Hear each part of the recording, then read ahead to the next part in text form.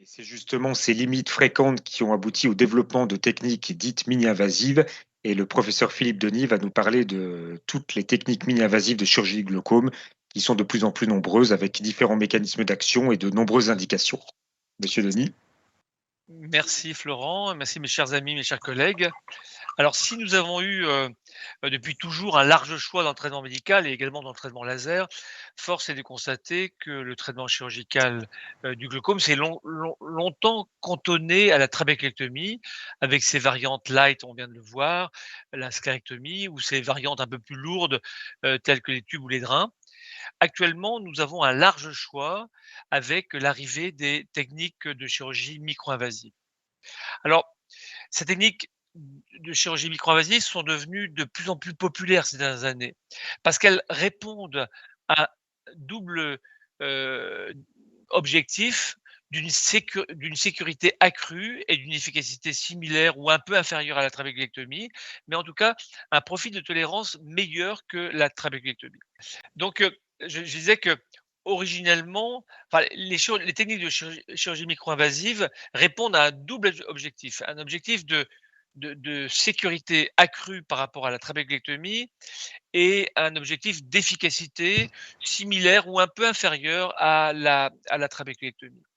Originellement, les mix étaient des techniques, des procédures, des techniques ab interno, c'est-à-dire en fait de l'extérieur vers l'intérieur de l'œil, avec incision en cornée claire, sans filtration sous-conjonctivale, avec un objectif commun de standardisation du geste, moins de risques et une récupération rapide.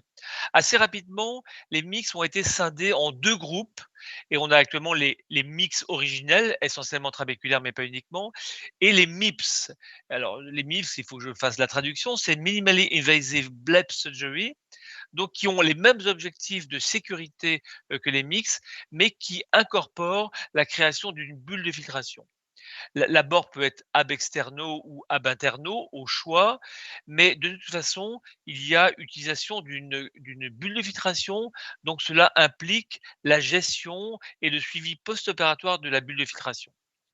Nous allons balayer ensemble, si vous le voulez, le portfolio des différentes techniques qui sont proposées actuellement et certaines procédures vous sont très familières, comme le PreserFlow ou le Xen, qui favorise la filtration sous-conjonctivale de l'humeur aqueuse, l'iStent que l'on utilise beaucoup lors de la chirurgie de la cataracte et a été pendant très longtemps le seul augmentant la filtration trabéculaire de l'humeur aqueuse. Actuellement, dans cette catégorie, vous voyez qu'il y a d'autres implants, d'autres procédures qui arrivent, comme l'Hydrus, l'Omni ou l'Helios Vision en eximeur, qui vont concurrencer probablement l'iStent dans la chirurgie combinée de la cataracte. Enfin, seul rescapé de la voie suprachoroïdienne, et c'est aussi un moyen d'abaisser la pression intraculaire en augmentant le flux uvoscléral de l'humeur aqueuse, le mini-eject, qui est actuellement le seul représentant après l'abandon du SIPAS d'Alcon du fait de la mauvaise tolérance cellulaire endothéliale cornéenne. Alors, d'abord, l'iStent développé par Glaukos, qui est le plus petit dispositif médical implantable en France et qui permet d'ouvrir les canaux collecteurs. Et on voyait très bien ici sur l'image d'angiographie après perfusion de la chambre antérieure, et on voit que les canaux collecteurs se perfusent. Donc, c'est actuellement le seul dispositif de mix qui a une autorisation officielle de remboursement en France uniquement dans l'indication combinée de cataracte et glaucome. Vous voyez ici représenté ce petit bouchon que l'on va placer au nombre de 2, parfois de 3 aux États-Unis, mais 2 en France. C'est un bouchon de titane qui est fait 360 microns et qui est percé de petits trous et qui permettent donc le passage libre de l'humeur aqueuse de la chambre antérieure vers les canaux collecteurs. L'indication est très claire. C'est l'indication des patients qui ont une cataracte, et environ 20% des patients glaucomateux ont également, enfin 20% des patients qui ont une cataracte ont également un glaucome, donc ça concerne un grand nombre de patients. Il y a à peu près 15 à 20 000 iStents qui sont posés en France en 2022, et ça concerne essentiellement les patients qui ont une cataracte et un glaucome débutants à modérés, mal équilibrés par les traitements locaux ou qui ont une intolérance locale au collyre. En pratique, on peut euh, élargir les indications en y incluant les patients qui ont un glaucome débutant et modéré, mais qui sont bien équilibrés par les traitements locaux, simplement pour réduire le nombre de traitements. Alors voici une chirurgie qui a été réalisée par un de mes docteurs juniors, Émeric Barbarou, et vous voyez que l'importance du geste opératoire est vraiment essentielle. La gonioscopie doit être parfaitement maîtrisée, connue, et il faut bien sûr viser le trabéculum. On peut éventuellement privilégier la situation nasale inférieure parce qu'il y a plus de canaux collecteurs dans cette région. Mais en fait, une étude récente qu'on a fait dans le service montre qu'il n'y a pas d'importance de le mettre à un endroit particulier, si ce n'est de le mettre vraiment dans le trabéculum. Les résultats de cet implant qui est très populaire en France, c'est basé sur des études assez anciennes, mais toujours d'actualité, et qui montraient que en chirurgie combinée, phaco iStent, on obtenait une baisse de pression intraculaire sans traitement d'environ 75% contre la cataracte qui, on le sait, abaisse également la pression intraculaire d'une façon transitoire dans 61% des cas. Si on utilise l'iStent seul, ce qui n'est pas encore l'autorisation officielle en France, l'efficacité est globalement d'une bithérapie ou plutôt d'une monothérapie en pratique. Et l'efficacité semblerait plus importante si la pression intraculaire est plus élevée, ce qui est logique, et si le glaucome est plus récent.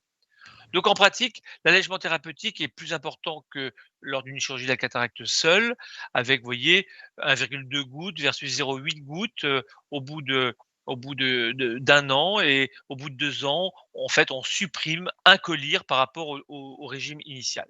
L'avantage, c'est que c'est une chirurgie sans risque, sans peu de risques en tout cas, et une courbe d'apprentissage assez rapide, et l'absence de gestion post-opératoire de la bulle de filtration. Alors l'iStent a été pendant très longtemps seul, mais il est maintenant concurrencé, ou en tout cas va arriver sur le marché un autre système qui est trabéculaire également, qui est l'Hydrus, commercialisé par Alcon, qui vient d'avoir un marquage CE renouvelé, mais qui n'est pas encore autorisé en France, qui est en fait un arceau d'environ 8 mm de long, qui est fenêtré et qui est fabriqué en nickel et titane. Donc c'est en nitinol, et cet alliage permet d'avoir une élasticité, une mémoire de forme qui épouse correctement la courbure normale de la cornée et donc du trabéculum. On l'utilisera lors de la phaco également, et l'indication sera probablement identique à celle de l'iStent, c'est-à-dire les cataractes et glaucomes débutants à modérés. Les complications sont peut-être un peu plus importantes parce que vous voyez que le système est un peu large, et les fausses routes et les éventuels traumatismes iriens peuvent éventuellement induire de petits saignements, de petites réactions inflammatoires par contact irien, mais cela ne semble pas dans les études d'être un facteur limitant à la diffusion de cette technique. En termes de résultats, et je ne vais pas vous abreuver de chiffres, mais pour vous dire que la baisse de pression intraculaire se vaut par rapport à l'iStent lors de la chirurgie combinée. Et une étude même a pu montrer qu'en chirurgie isolée, l'hydrus est même un peu plus efficace que l'iStent, en tout cas, non pas en termes de baisse de pression intraculaire, mais en tant que réduction du nombre de gouttes après la procédure. Un autre système qui est aussi intéressant, qui est un peu plus novateur, qui est le système OPNI, qui consiste à réaliser par un abord ab interno avec une incision cornéenne, par un abord de goniotomie, de réaliser avec un petit nylon que l'on va canuler très adroitement dans la lumière trabéculaire. On va ainsi réaliser une viscodilatation transliminale du canal de Schlemm par injection rétrograde d'un viscoélastique, et ce geste peut être même complété d'une trabéculotomie. Là non plus, je ne vais pas vous abreuver de chiffres, mais la baisse de pression intraculaire est tout à fait notable, avec en particulier une baisse de pression intraculaire importante lorsque la pression initiale est élevée. Vous voyez, on passe de 21 à 15 mm de mercure. Voici un de mes patients qui a été opéré. Alors, ce que vous voyez, on voit l'extrémité du nylon bleu qui canule dans le trabéculum, et on va ensuite injecter un viscoélastique et ensuite finir le geste par une trabéculotomie. Là, c'est là que vous allez voir apparaître le nylon lorsqu'on aura, vous voyez, déchiré un peu la paroi trabéculaire. Et là, on le voit apparaître. On ne le voyait pas lorsqu'il était à l'intérieur de l'œil. Et le patient à droite, vous voyez cette très jolie cicatrice d'ouverture trabéculaire qui correspond bien à une trabéculotomie ab interno. Enfin, encore peut-être plus moderne, peut-être pas plus actif, mais en tout cas plus moderne, l'utilisation du laser excimer pour faire des petits trous dans le trabéculum, un peu comme l'assistant, mais sans le bouchon. Et l'effet photoablatif permet d'avoir des petites ouvertures de 210 microns en moyenne, et on fait, vous voyez, une dizaine d'impacts, soit en nasal, soit en inférieur. Et ce geste est relativement simple. Il faut que la sonde soit bien au contact du canal de Schlemm ou du trabéculum pour être actif. Et le geste est très simple et s'apparente à une chirurgie un peu d'assistant, mais sans l'utilisation d'un implant externe. Enfin, seul rescapé de la voie suprachoroïdienne, mais potentiellement intéressant car le mini-eject est déjà commercialisé dans différents pays européens. Ce petit implant de 5 millimètres de long, mais d'1 millimètre de large, qui est en silicone poreux biocompatible, qui n'entraîne pas de réaction inflammatoire et que l'on va adroitement placer entre l'éperon scléral et la bande ciliaire, qui permet donc une augmentation du drainage suprachoroïdien. Là aussi, les résultats sont tout à fait intéressants et j'ai participé aux 2 études Princeps qui ont été publiées récemment et qui montrent un succès qualifié dans la plupart des cas, même 100% dans ces 2 études, et un succès complet, c'est-à-dire sans traitement médicamenteux dans un patient sur 2, donc avec des baisses de pression tout à fait intéressantes. Enfin, pour finir, les MIBS, les Minimally Invasive Bleb Surgery, qui par définition incluent la création d'une bulle de filtration. Il y en a 2. Le Xen, que vous connaissez bien, le Xen 45, parce que la lumière de cet implant est de 45 microns. Par voie ab interno, avec un système de délivrance, on va injecter un petit implant, un petit tube qui est en gélatine de porc et qui, sous l'effet de la pression intraculaire, va drainer l'humeur aqueuse à l'intérieur de l'espace sous-conjonctival et créer donc cette bulle de filtration. Il y a, je vous rappelle, un abord ab interno, donc l'absence de manipulation directe de la conjonctive, en tout cas lorsqu'on réalise le geste opératoire. Les résultats sont intéressants et vous les connaissez probablement. Versus trabéculectomie, il est clair que le Xen est moins efficace, mais avec un profil de tolérance un peu meilleur que la trabéculectomie, avec moins d'hypothalamie, moins de décollement choroïdien, moins d'hémorragie. Par contre, le fait que l'on ne maîtrise pas tout à fait le geste, puisque le geste est ab interno, nécessite que on soit obligé de suivre le patient pour gérer la bulle et parfois y revenir pour des needling, parce que toutes les complications de bulle peuvent se voir: enquistement de bulles, bulles hypertrophiques, bulles poreuses qui, bien sûr, sont un peu embêtantes. Alors voici une vidéo qui est assez ancienne. J'en ai réalisé bien sûr d'autres après, et qui montre le geste qui est là aussi très rapide, qui peut être réalisé en combiné de la cataracte.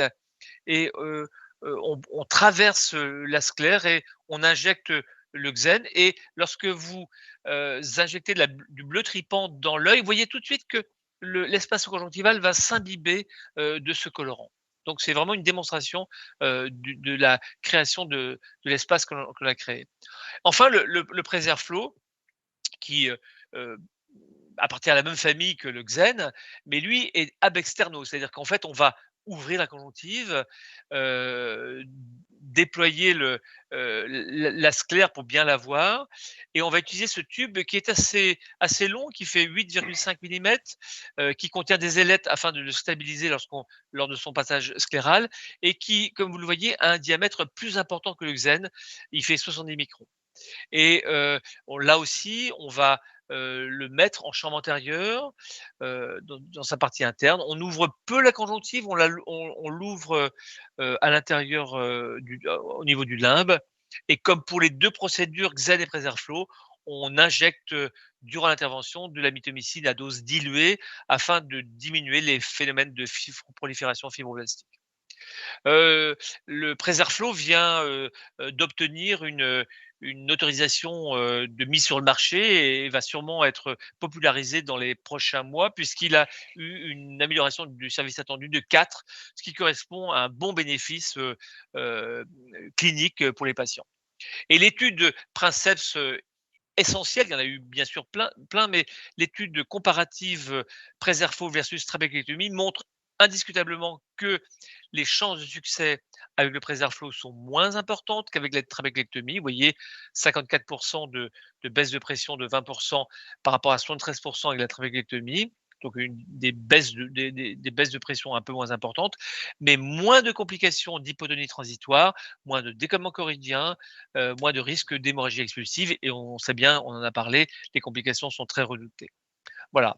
Donc, vous voyez bien que vous voyez une vidéo de mon équipe, d'Amina Rescala, qui vous montre en accéléré la dissection de la sclère ab externo, le marquage de la zone, la cannulation de la sclère, afin de pouvoir mettre ce volet,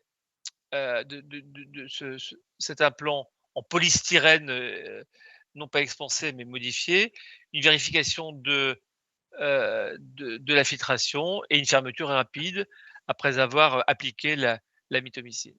Alors, vraiment, le maître mot et le message que je voudrais vous donner, c'est que par rapport à la chirurgie filtrante, indiscutablement, toutes ces techniques sont inférieures à la trabeclectomie et probablement inférieures un peu aussi à la sclérectomie.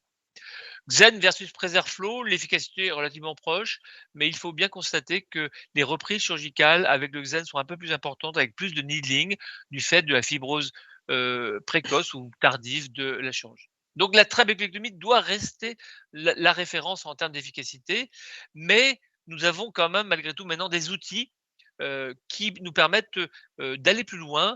Lorsque vous avez une cataracte, l'iStent ou d'autres techniques trabéculaires sont tout à fait intéressantes car elles sont sûres, efficaces avec des données qui sont tout à fait robustes.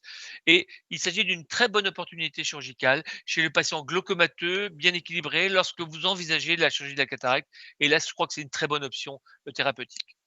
Et je voudrais également parler des MIPS, les chirurgies à bulles micro-invasives qui sont aussi tout à fait intéressantes et qui nécessitent bien sûr la gestion de la bulle avec la reprise chirurgicale éventuellement, mais qui sont tout à fait intéressantes dans 2 circonstances. Lorsqu'il y a après un échec d'une chirurgie filtrante classique, le Preserflow a tout à fait sa place par exemple, ou lorsque vous pensez que le patient est à risque de complications majeures. Et j'ai opéré hier un patient qui avait une anéridie monophtalme, 25 ans, pression intraculaire à 50 mm de mercure. Et ben, j'ai réalisé d'emblée un Preserflow car je me suis dit que le risque de complications était moindre qu'après une trabéculectomie. Et je l'ai revu ce matin, ce patient allait bien. Donc je crois que grâce au développement de la chirurgie micro-invasive, on a maintenant des options, des jouets, des outils qui nous permettent de varier les plaisirs et surtout de permettre de proposer des situations, des solutions plus adaptées à nos patients. Je vous remercie. Bien, merci beaucoup Philippe pour cette très belle présentation qu'on discutera tout à l'heure. Alors n'hésitez pas à poser des questions sur le chat qui commence à arriver de façon importante, donc, mais c'est tout à fait passionnant.